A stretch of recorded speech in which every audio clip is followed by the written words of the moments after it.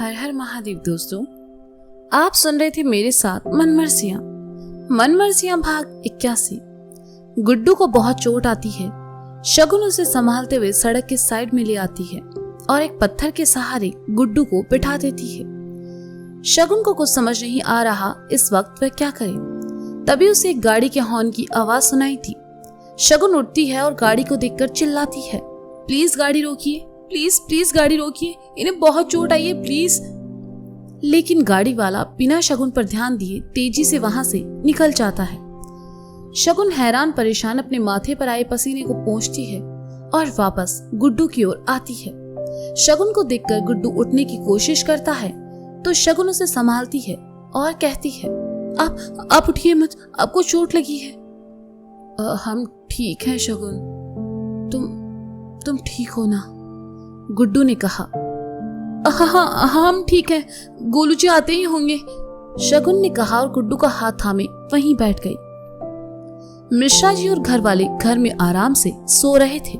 उन्हें इस घटना की जानकारी भी नहीं थी। गोलू भी जल्दी जल्दी में वापस आया। उसने भी किसी से कुछ नहीं कहा। गोलू शगुन के बताए रास्ते पर पहुंचा। गोलू ने स्कूटी खड़ी की और शगुन गुड्डू के पास आकर कहा, भाभी सब कैसे हुआ? गोलू जी वो सब हम आपको बाद में बताएंगे, पहले गुड्डू जी को हॉस्पिटल लेकर चलिए, शगुन ने कहा। तो गोलू ने गुड्डू को शगुन की मदद से उठाया और स्कूटी पर बैठाया। आगे गोलू, बीच में गुड्डू और फिर शगुन, तीनों वहां से निकले। गुड्डू को इस हालत में देखकर गोलू को भी घबराहट हो रही थी। तीनों अस्पताल पहुंचे। डॉक्टर नहीं था। गोलू ने गुड्डू को बेंच पर बैठाया और शगुन का ख्याल रखने को कहा। गोलू वहां से वापस निकल गया और कुछ देर बाद आया तो उसी हॉस्पिटल का डॉक्टर उसके साथ था। डॉक्टर ने गुड्डू का इलाज किया, सर पर बैंडेज कर दिया, हाथ में चोट लगी थी उसे सही किया और थोड़ी देर वहीं रेस्ट करने को कहा। गुड्डू अब ठीक था और बिस्तर पर बैठा शगुन को देख रहा था। शगुन अभी भी डरी हुई बैठी थी। उसे बस इसी बात का डर था कि अगर आज उसे या गुड्डू को कुछ हो जाता तो। शगुन को परेशान देखकर गोलू उसके पास आया और कंधे पर हाथ रखते हुए कहा, भाभी आप परेशान ना हो, गुड्डू भैया आप ठीक हैं। गोलू जी मुझे बहुत डर लग रहा है, कहते कहते शगुन रो पड़ी। गुड्डू ने देखा तो उसे अच्छा नहीं लगा, लेकिन वह अभी उठने की हालत में नहीं था। उसने गोलू से शगुन को चुप कराने का इशारा किया। गोलू शगुन की बगल में बैठा और कहा, अरे भाभी आप हमारी भाभी होकर डर रही हैं। कुछ नहीं हुआ गुड्डू भैया को, बस जरा सी खरोंच आई है। ऐसा तो बचपन में कितनी बार गिरे हैं वो। शगुन ने कुछ नहीं कहा, बस अपने आंसू पोंछे और नम आंखों से गुड्डू की ओर देखा तो गुड्डू ने पलके झपकाकर अपने ठीक होने का इशारा किया। गोलू ने पास रखा पानी का ग्लास शगुन को दिया और फिर गुड्डू से कहा, अच्छा अब ये बताओ कि सब किसने किया? वो रमेश ने, गुड्डू ने कहा। गोलू ने सुना तो उठकर गुस्से से कहा, उसकी ऐसी की तैसी, वो हरामी अभी तक ना सुधरा है, उसे तो हम छोड़ेंगे नहीं। गोलू फिलहाल कुछ नहीं करना है, उसे हम देख लेंगे, गुड्डू ने नफरत से कहा। खामोश बैठी शगुन बस दोनों के भाव देखे जा रही थी। कुछ देर बाद नर्स आई और एक स्लिप गोलू को देकर कहा, अब आप इन्हें ले जा सकते हैं। गुड्डू ठीक था। वह उठा और गोलू शगुन के साथ बाहर चला आया। गोलू ने पहले शगुन और गुड्डू को घर छोड़ा और फिर अपने घर चला गया। शगुन गुड्डू को लेकर अंदर आई। गनीमत था कि घर में उस वक्त सब सोए थे। गुड्डू ऊपर अपने कमरे में आया। शगुन ने उसे आराम करने को कहा। घड़ी में रात के 2 बज रहे थे, लेकिन नींद शगुन की आंखों से कोसों दूर थी। बार बार उसकी आंखों के सामने रमेश का चेहरा आ रहा था। वो सारे पल रमेश की बदतमीजियां, गुड्डू का उसे बचाना, उसका दर्द और आखिर में हॉस्पिटल में गुड्डू का पलके झपका कर उसे सब ठीक होने का इशारा करना। शगुन को बेचैनी होने लगी तो वह उठकर बाथरूम में आई और मुंह धोने लगी। वह उन पलों को अपने जहन से निकाल नहीं पा रही थी। उसने शीशे में खुद को देखा। उसे अपनी आंखों में एक कशिश दिखाई दे रही थी, एक आकर्षण दिखाई दे रहा था। ये सब क्या था? शगुन ने उन सारे पलों को भूलने के लिए जैसे ही आंख बंद की, वो लम्हा उसकी आंखों के सामने आ गया जब गुड्डू ने शगुन के बचाव में आकर रमेश का हाथ रोकते हुए कहा था, पत्नी है जी हमारी। शगुन के कानों में गुड्डू की आवाज गूंज रही थी। आंखें खोलकर उसने एक बार फिर खुद को शीशे में देखा। आज पहली बार गुड्डू ने उसे अपनी पत्नी कहा था, वो भी पूरे हक से। मुंह धोकर शगुन वापस कमरे में आ गई। गुड्डू सो चुका था। शगुन उसके पास आई और प्यार से उसे देखने लगी। गुड्डू गहरी नींद में सोया हुआ था। शगुन को न जाने आज क्या हुआ कि वह गुड्डू की बगल में नीचे जमीन पर घुटनों की बल बैठी और उसके माथे को अपने होठों से छू लिया। एक खुशी का एहसास शगुन को छूकर गुजरा। उसने गुड्डू को देखा और फिर उठकर सोफे पर आ बैठी। यहाँ देखना आसान था। शगुन को नींद नहीं आ रही थी। वह सोफे पर बैठकर गुड्डू को देखती रही। गुड्डू के साथ बिताए सारे खूबसूरत पल एक एक करके उसकी आंखों के आगे आने लगे।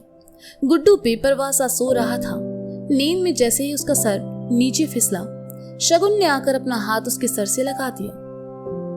वह गुड्डू के बहुत करीब थी और उसकी सांसों को महसूस कर सकती थी। बैकग्राउंड में वही पुराना घिसा पिटा सॉन्ग चलता है जो मैंने लिखा है, लेकिन आपको सुनना पड़ेगा। नजर उलझी सी है,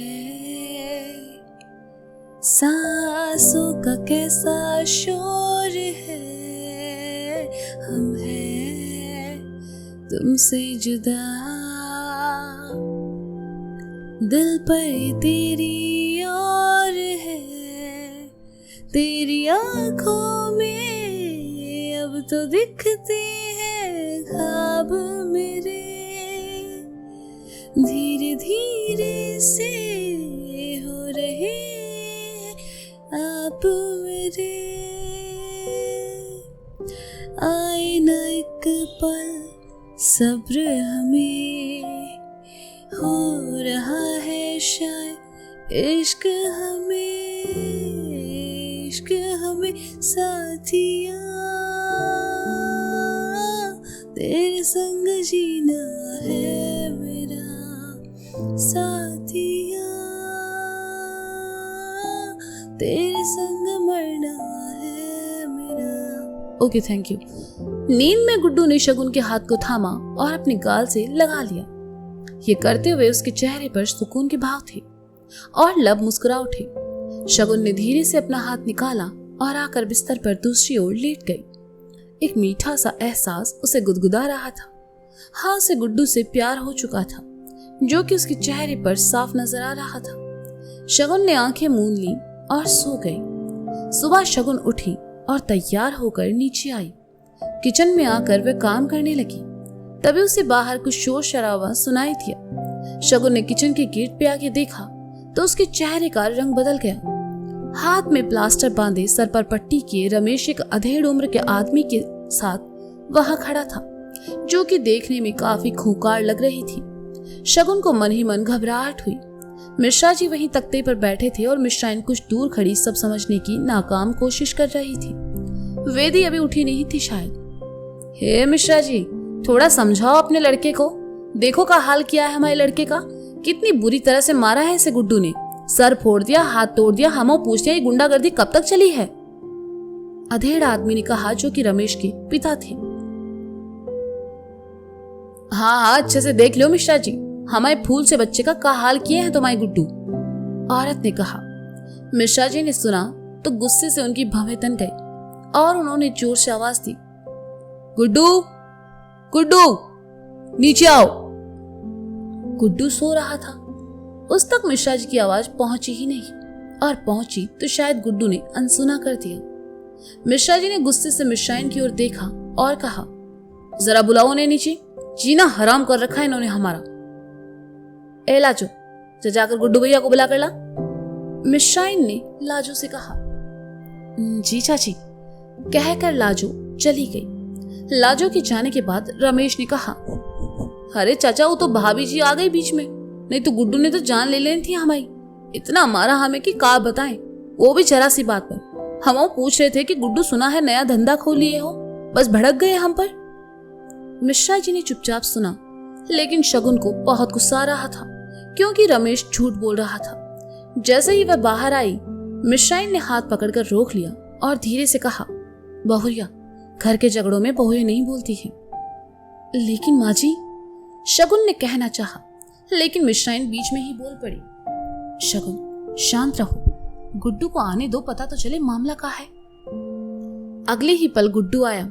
उसके सर पर लगी बैंडेज और हाथ में बंधी पट्टी देखकर ये तो कंफर्म हो गया था कि गुड्डू का कल रात झगड़ा हुआ है। रमेश को देखते ही गुड्डू का गुस्सा चढ़ गया और उसने कहा, ये हरामी यहाँ का कर रहा है, इसे तो हम। ठहरो गुड्डू, मिश्रा जी ने कड़कदार आवाज में कहा। तो गुड्डू रुक गया और रमेश को घूरने लगा। देखा देखा चाचा, आपके सामने ही कैसे धमका रहा है हमें। रमेश ने नौटंकी करते हुए कहा, सबसे पहले तो ये बताओ कि जिस सर में और हाथ में चोट कैसे आई। मिश्रा जी ने कहा तो गुड्डू एकदम से चुप हो गया। बोले तो क्या बोले, गुड्डू को चुप देखकर रमेश के पापा ने कहा, अरे ये क्या बोलेगा, पहले हमारे लड़के को मारा और अब आपके सामने कैसे सीना चौड़ा किए खड़ा है। हाँ तो मारेंगे ही ना, कितना घटिया इंसान है जी, आपको ना पता है चाचा, गुड्डू ने गुस्से से कहा। गुड्डू, मिश्रा जी चिल्लाई तो गुड्डू चुप हो गया। मिश्रा जी उठे और गुड्डू की ओर आकर कहा, तुम ई बताओ हमसे चाहते का हो।